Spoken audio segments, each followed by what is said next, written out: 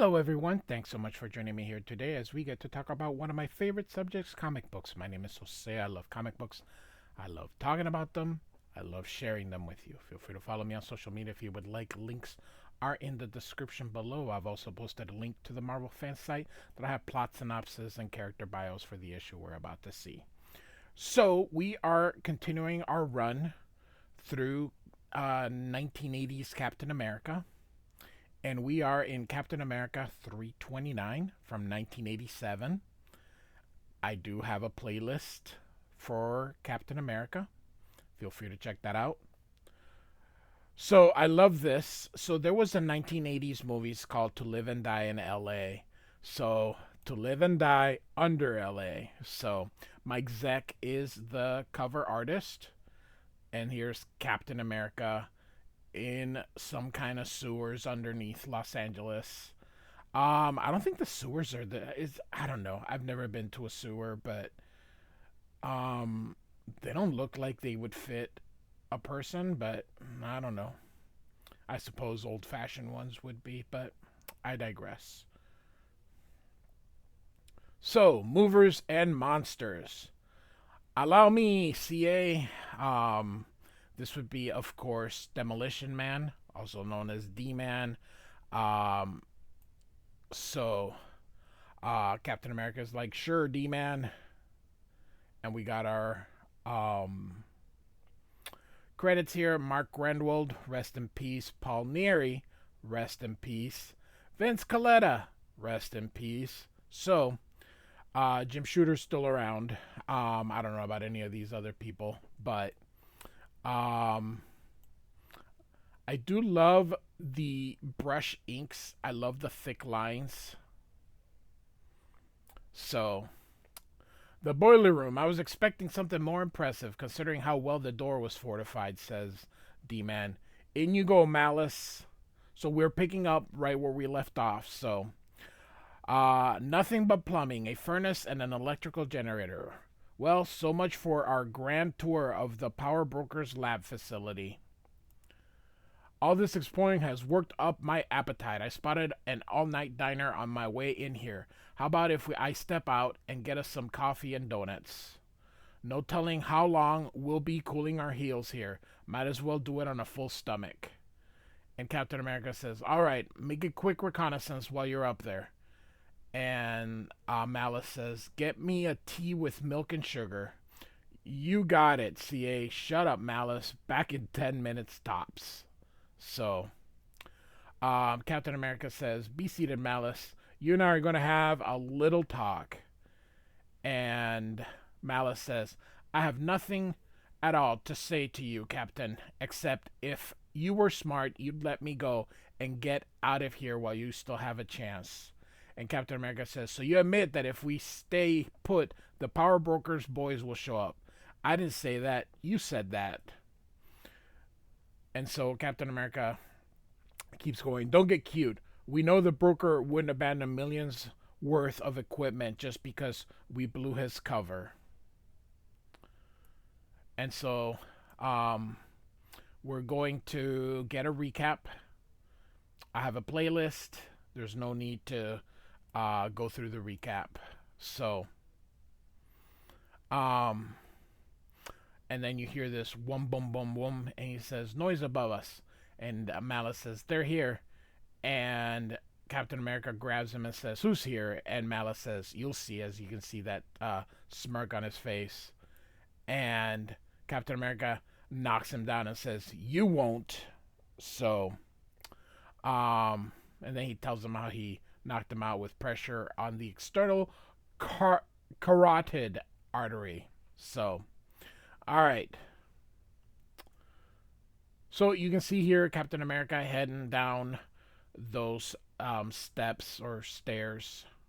So he says, can't let his jabbering advertise our position. I want to know my enemy before he knows me. Wonder what's keeping D-Man. And so, you can see here that the security has arrived. So I love the no panels here. That is something I do enjoy. So Captain America says, whoever they are, they sound like a small army of them. I imagine they're all the power brokers' personal moving men. Is it too much to hope that they're not all augmented like most of the brokers' others hired muscles? They do sound like they're doing a thorough. Wait, someone's coming down the cellar stairs. And here we see some screen tones being applied. Only two of them, thinks Cap. Somebody did a number on that boiler room door.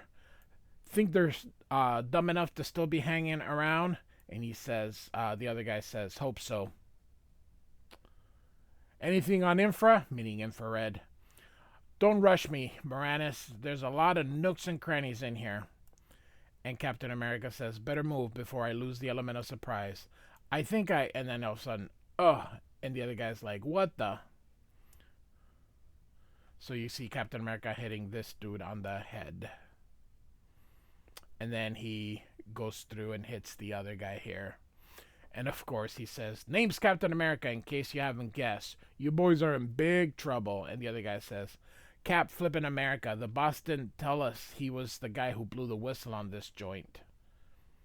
And so, well, I ain't scared of no jerk in long johns. Especially once I buzzed the rest of the sweatshop. And so you can see him here pressing a button on his watch. Think you're pretty tough, huh, Flackface? My lung wrench says baloney. And so, judging by the basically the rapid recoveries, and then he pushes him through. These boys are augmented, but strength alone doesn't make a good fighter. So he pushes him, and you can see he hits that, whatever this is. You can see some kind of gas is escaping. And the other guy comes through to help, but Captain America moves out, and he ends up hitting this guy. I also like this panel. I like this pose. So that was steam, and so that's what Captain America says, and you can see that it's filling up. Okay, fellas, let's see how tough you really are, he says, and he throws the shield at this one that bounces into the other guy here. Cap notices it doesn't face them, and now more of them are showing up here. So we are 3 time zones to the east, so we're back in the East Coast here. And so we got some government, this is Avengers Mansion, and we got some government officials dressed like it's the 1950s. Oh, goodness gracious, it's the mid-80s, but... Alright. Looks deserted, Elwood. Maybe the Avengers did close shop after the place was ransacked by the so-called Masters of Evil. By the way, I have that covered. I do have an Avengers playlist. Feel free to check it out. That's what intelligence claims, but it's hard getting reliable dope on these super types. I want to case the joint myself, make sure Boy Blue isn't hiding out. In our line of work, it pays to be thorough. Remember that the tax man had gotten Captain America. So... locked. No matter. I have a key. Careful, pal. They're supposed to have great security hardware. Don't be a worrywart, Jake. I know what I'm doing. And so he presses that and opens the door. Anybody home? This is the FBI. I love the hat. Dressed like it's the 1950s. Goodness gracious. So back in Los Angeles, Cap is still fighting everybody. You can see him getting out of the way, and everybody just happened to show up at the same time. So here comes D-Man. I like how it tells you outside, like, no shit. Oh, alright. So D-Man says, oh no, those trucks. They weren't here when I left. Must be the guys we were waiting for. Reflection in the window. Someone's outside, standing guard. Better check out this fellow's strength so I know how rough to handle him. And so he says, do me a favor, pal. Hold these bags for a sec, huh? What's with the costume, he says. See the big D on my chest? It stands for deliver, man. I'm delivering the coffee and sandwiches you ordered, but I didn't. And so he plucks him in the cheek. You a wiser or something? And he says, a normal man would have gone flying from the tap. He's augmented. You asked for it, masked man. So D-Man avoids it, and then he ends up hitting him, and he ends up hitting the truck. So D-Man gets in the truck, backs it up, and now he's gonna go right through, and he rams it right through. So, and so if that didn't attract some attention, I give up. So all of a sudden these guys go, that crash from upstairs, and he says, half of you guys check it out. So here's Captain America in yellow. I don't Part of the thing I don't like about the coloring from the early 90s backwards is these things where they would just color, it just gets confusing when everyone's colored yellow or red or green or whatever color it is. So here comes everybody. They're rushing upstairs. They get there, but D-Man is gone. So they're going to. This guy here says spread out, and you can see D-Man right behind him from the door. And so he ends up closing, and he says, "Hi guys, the name's Demolition Man. Want to find out why?" And this other guy's like, "Another creep with a costume." With a costume. And so here, Captain America is taking care of these guys, and they're still going up. Punches this guy with the shield. He ends up falling, but the guy is saying, "Is he okay?" He goes, "Been better. He's breathing at least. Let's get him out of here." So the boss is paying us to move machinery, not play tag with some clown who thinks he's Tarzan. He likes the boiler room so much he can have it. So they're done fighting Captain America, it looks like it. So, and you can see him here. They're grab this thing, picking it up, and then leaving Captain America trapped in there. And Captain America notices they barricaded the door. And even though Captain America is very strong, he's not super strong, so he can't get out here. Meanwhile, Demolition Man is fighting the other guys. So the guys are coming up and realizes that there's a fight going on as they're carrying their friend. And so down they go and start wailing on Demolition Man. They all start going in there. Finally, Demolition Man is down.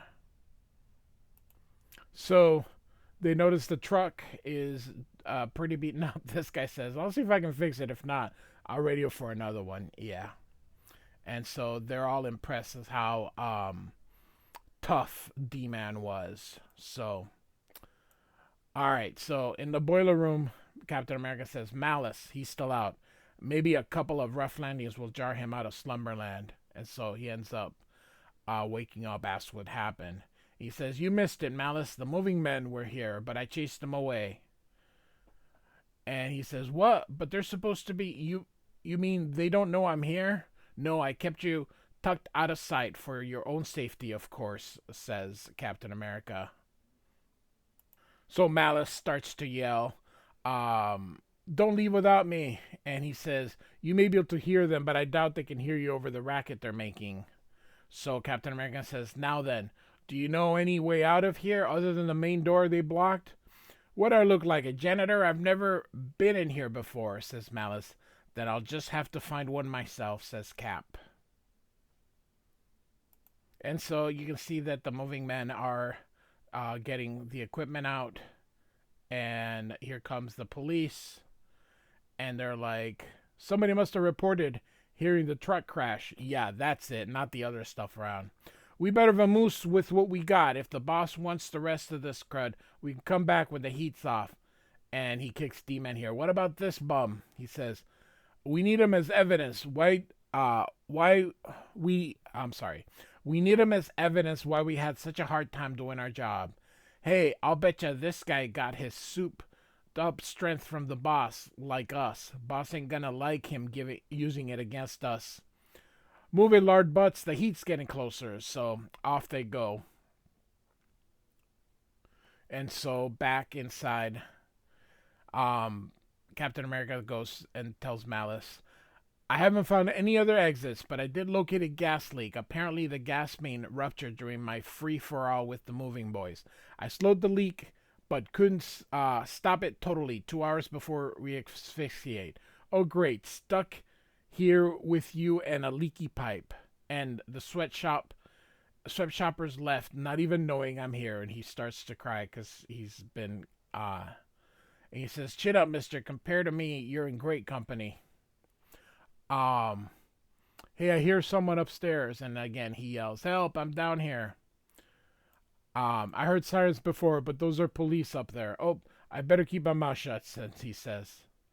And so then Captain America yells, but of course, they can't hear him. So he's gonna try something else here. Says, "I tried all the obvious places. Time to get creative." And so you see Cap here bending down. Malice says, "What are you doing?" And Cap says, "This section of the floor sounded hollow beneath my feet, as if it weren't solid cement." And so you see him then hitting the shield on it. And he says, "Yes, see, beneath the crud and gunk, metal. Aha, a clogged up drain covering. If I can manage to pry it off. Where do you suppose it leads to? We're already underground. Your guess is as good as mine." So about 30 minutes later, he managed to move the cover here. And so he throws this trinket here to see how deep it is. And so he grabs Malin and says, "No more than a 10-foot drop." 10 foot? No, I don't. I'll take my chances with the gas. You can't make me. It's unconstitutional. And Cap says, "I'm not leaving you here, Malice. You died. Now suck it in. Where at least free my hands," he says. "All right. Don't move." And so Cap uses his shield, free him, and says, "Now move. Before we go down there, I must tell you something. It's not safe down in the sewers, really. That's where the power broker, that is, we dropped all the people that the augmentation process didn't quite work on. They're hideously deformed, rather brain damaged, and, quite prone to violence. Please, let's not go down there," he says. But Caps doesn't care, grabs Malice and him, and they go down. So, and then he tells Malice, "Shut your yapping mouth, Malice. If there are monsters down here, your screams will only draw them to us." And of course, he realizes and goes, "Oh, now let's move out." And so those FBI agents are trapped in the Avengers mansion with all their stuff. And here comes Captain Marvel, who at this time was Monica Rambeau. And he goes, "The one night I decided to go to bed early, this happens." And the guy recognizes Captain Marvel. So, and so she introduces themselves, and they introduce themselves. This guy looks like Jimmy Olsen. He says they're FBI. And she says, "Is that so? You don't mind if I check your ID, do you? Don't go anywhere." And so she goes off. And so less than a minute later, they're freed. And so she says, "So if you do see Captain America, have him call us at this number immediately. You copy?" She says, "Yes." And so Captain Marvel thinks they refused to tell me what they wanted Cap for, other than a matter of national security. Is Cap in some kind of trouble? She wonders. So, so back to Los Angeles. They're taking D-Man here, and he's waking up, and they're like, not again." And so they hit him to knock him out. And so this is the boss, but right now we're keeping him kind of hidden here, so we don't know who he is at this moment. But you can see here, he's not only did they go to conceal his by blocking a lot of him in black, they also put screen tones on him. So so they go to him, and see, this is what I meant. See, the other ones were all yellow, now here they're all red. So they said, "This is the guy." Says, "Let me see his face." "Yes, I know him. Dennis Dunphy, augmentation number 15. And they says, "Do you want him to put him out of his misery?" And the guy says, "No. Each augmentee represents an investment of tens of thousands of dollars. It would be a pity to let that go to waste. Let's move him to my private facility, research and development. Can always use another expendable." So All right, so Cap and Malice are walking. They're attacked by these augmented zombie creatures, and Malice is getting away, but that other guy is right behind them. And this guy grabs his shield, and the other guy is about to drown him. So, oh, poor Cap. So, Captain America 329 by Mark Gruenwald, Paul Neary, and Vince Coletta. So, hope you've enjoying these. I don't see too many of these older Captain America videos on YouTube. So, like and subscribe. I do thank you for listening. Goodbye.